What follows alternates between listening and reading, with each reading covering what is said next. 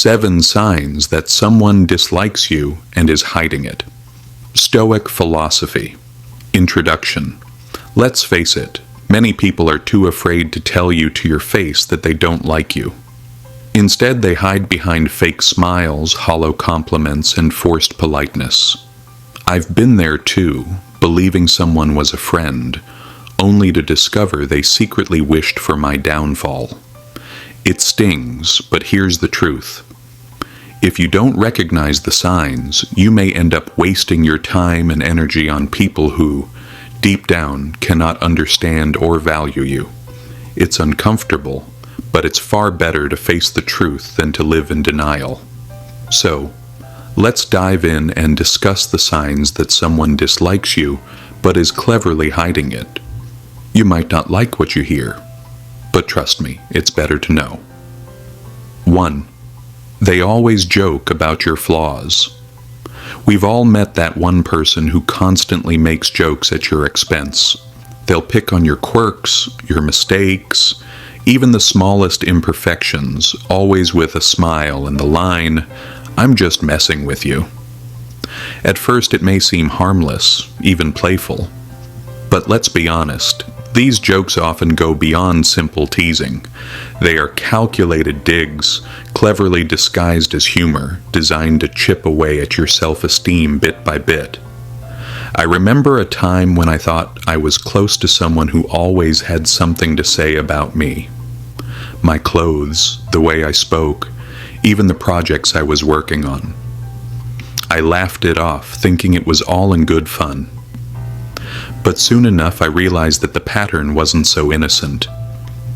These so-called jokes always targeted my perceived weaknesses, never my strengths. It wasn't long before I started questioning myself.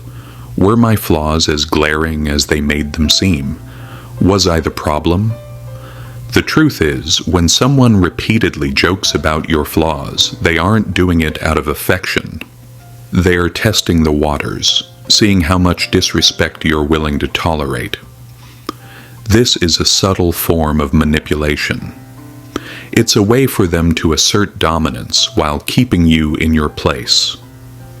They are essentially telling you that you're beneath them. And the worst part is that society has conditioned us to believe that if we can't take a joke, we're the ones with the problem. But here's the controversial truth. There is absolutely nothing wrong with standing up for yourself. You deserve to be surrounded by people who lift you up, not those who knock you down for cheap laughs. True friends don't need to point out your flaws to feel better about themselves. They celebrate your strengths and help you work through your weaknesses without making you the butt of their jokes.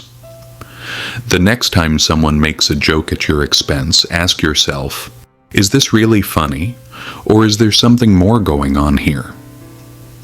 If it's the latter, don't be afraid to speak up. It might be uncomfortable and could even end the friendship, but your self-respect is worth much more than someone's misguided sense of humor. Life is too short to waste time with people who don't see your value.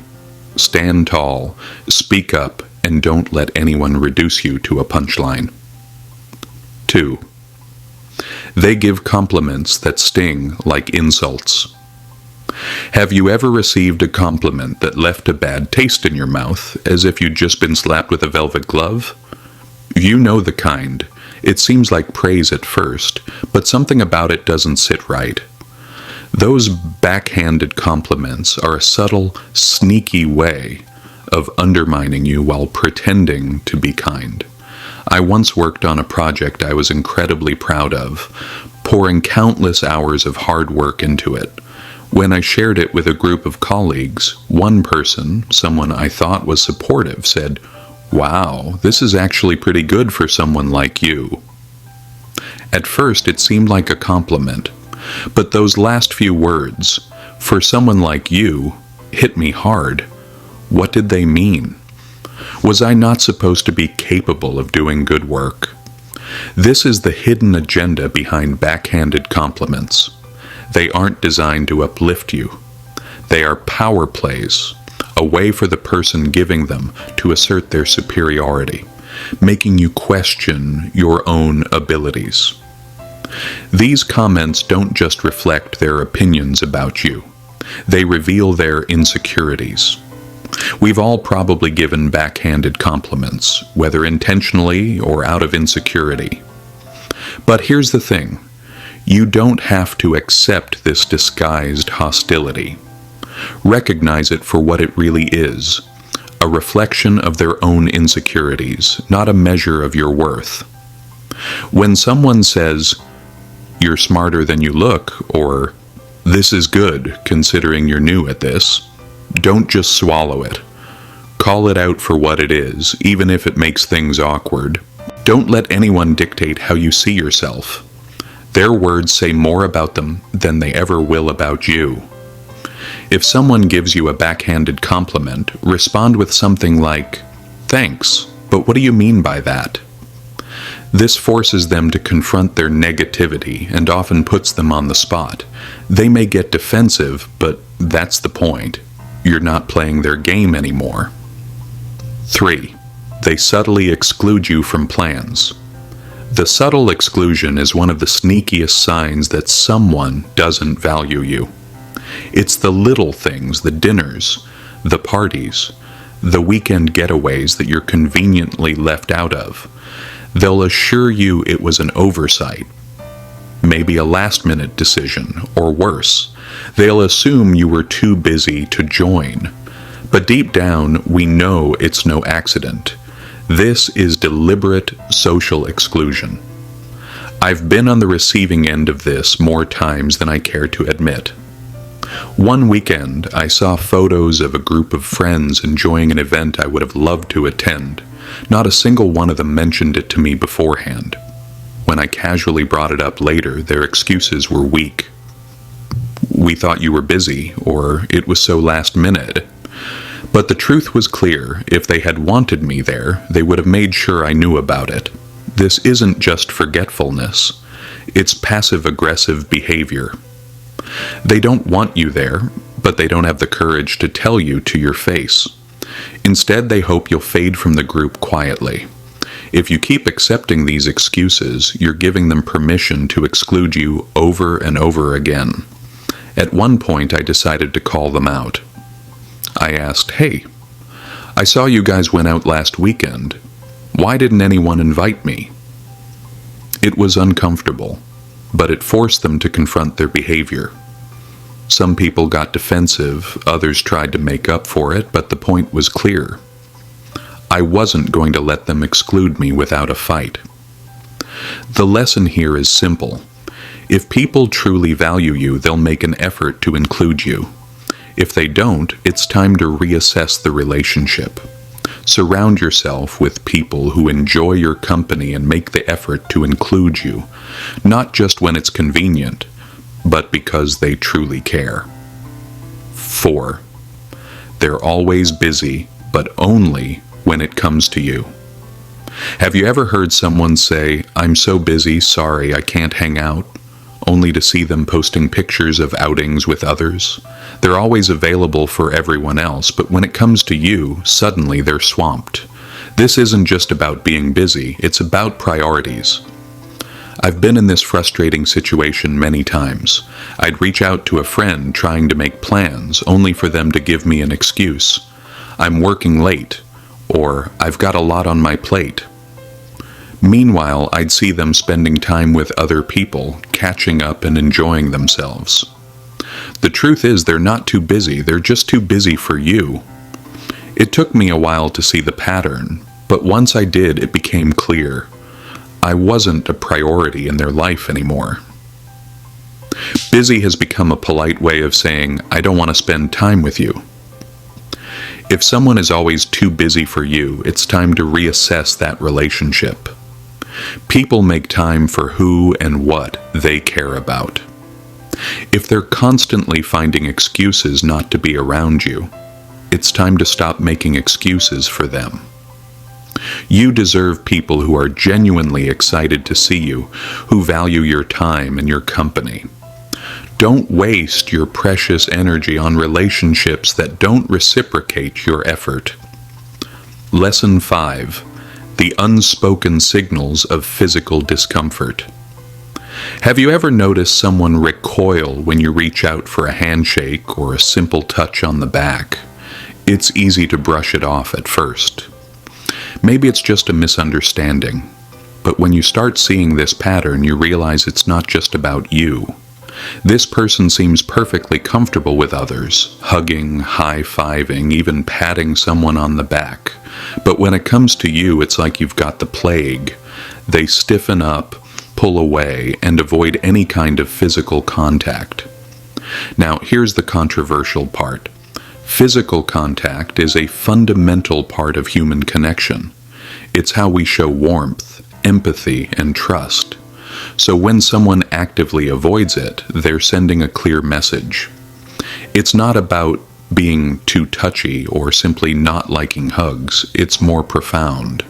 They're signaling discomfort, a lack of connection, and possibly even an intentional effort to keep you at arm's length, literally and figuratively. It's easy to ignore these signs and convince yourself it's just their personality, right? But once you start reflecting, you might realize that the issue isn't just a quirk. It's about how they're choosing to interact with you. Their actions speak louder than words. When someone is consistently avoiding physical contact with you, it's not a small thing. It's a red flag, and let's face it, most of us have been there. Either you've been the one leaning back when someone gets too close, or you felt the awkward tension when someone seems to flinch at your touch. It's uncomfortable, and it's a clear sign that something is off in the relationship.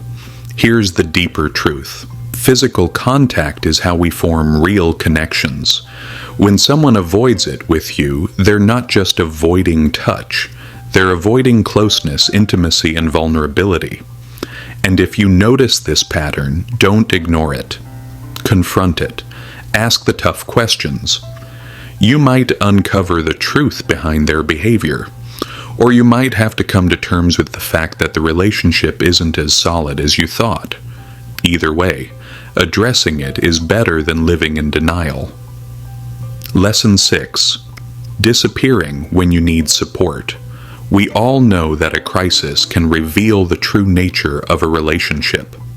When life gets tough, that's when you really discover who your true friends are. But what happens when someone disappears at the exact moment you need them the most? This isn't just about flaky behavior. It's a glaring sign that they may not be as invested in you as you once thought. And let's be real. It hurts. It feels like a betrayal. I remember a tough time in my life when I was dealing with a major personal issue. I turned to the people I considered close friends, expecting some support. Whether it was a phone call, a text, or even just a simple check-in. But instead, crickets. Suddenly, everyone was too busy or swamped with work. It felt like I had been abandoned in my time of need. Here's where things get uncomfortable. People love to say they'll always be there for you, but when it comes down to it, many of them are only around for the good times. They're there when life is easy, when everything is going great. But the minute things get difficult, they vanish. It's easier for them to ghost you than to face your pain and discomfort. Why? Because deep down they don't care enough to help when it really counts. True support is not about being there when it's convenient or comfortable. It's about being there during the tough times, when it's uncomfortable, when it's the last thing you want to do. If someone disappears when you need them most, they're showing you exactly where you stand in their life. They're saying without words, "Your problems aren't worth my time." Lesson 7. The toxicity of gossip. Gossip is one of those things that's easy to dismiss as harmless or just part of everyday life. But when someone you consider a friend gossips about you behind your back, it's never as innocent as it seems. Gossip is a poison. It spreads quickly, it can hurt people deeply, and it has the power to destroy trust in an instant. I've been on the receiving end of gossip before, and let me tell you, it's one of the most painful experiences. I once confided in a person I thought was a close friend, sharing something deeply personal. I trusted them to keep it between us. But within days, details of that conversation started circulating. Twisted, exaggerated, and manipulated. It felt like a betrayal, a violation of my trust. Here's the cold, hard truth. People who gossip about you aren't just venting, they're playing a power game. Gossip is a way to elevate themselves by tearing you down, all while avoiding confrontation. It's cowardly, manipulative, and toxic. And the worst part? People who gossip about others to you will gossip about you to others. It's a pattern, not just a one-time thing. So, when you confront someone who gossiped about you, expecting an apology or an explanation, what do you get? Often, nothing. They'll brush it off as no big deal, but let's be clear. Gossip is never harmless. It's a betrayal. It says more about the person spreading it than it does about you. Conclusion. In all of these lessons, there's a clear theme. Relationships require trust, respect, and consistency. Whether it's avoiding physical contact, disappearing in times of crisis, or gossiping behind your back, these behaviors are all signs of something deeper, something wrong in the relationship. They reveal a lack of investment, a lack of respect, and a lack of care. So, what can we learn from this? Pay attention to the signs. Trust your instincts. Don't ignore the red flags, no matter how subtle they may seem. Surround yourself with people who genuinely support you, respect you, and treat you with kindness. And most importantly, remember that you deserve relationships where physical contact, emotional support, and trust are naturally given and received. Thanks for watching. If this resonated with you, be sure to like, comment, and subscribe for more content on personal growth and relationships.